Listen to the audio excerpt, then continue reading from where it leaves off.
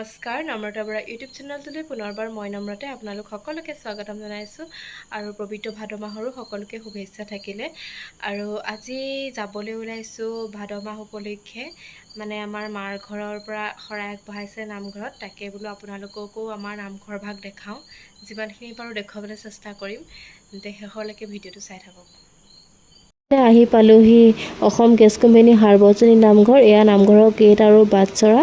আৰু আমাৰ Assam gas company কলনীত থকা সকলোবিলাক লোকে এই নামঘৰতে শৰাই আগবঢ়ায় আৰু প্ৰতি বছৰে আমি এই নামঘৰতে শৰাই আগবঢ়াওঁ অসমীয়া সমাজত 12টা মাহৰ ভিতৰতে ভাদ মাহটোকে পবিত্ৰ বুলি ধৰা হয় কাৰণ আমাৰ দুইজনা মহাপুৰুষ শ্ৰীমন্ত শংকৰদেৱ আৰু মাধৱদেৱৰ তিৰুভাৱ তিথি এই মাহতে পৰে আৰু লগতে শ্ৰীকৃষ্ণৰ জন্মাষ্টমীও এই মাহতে পৰে এয়া আমি নামঘৰত বন্তি আৰু ধূপ জ্বলাই ল'লোঁ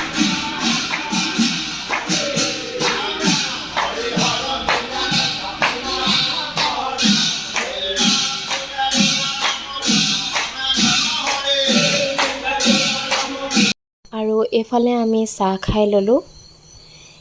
এয়া হৈছে নামঘৰৰ ভিতৰৰ দৃশ্য ভাদ মাহৰ প্ৰত্যেকটো নামঘৰতে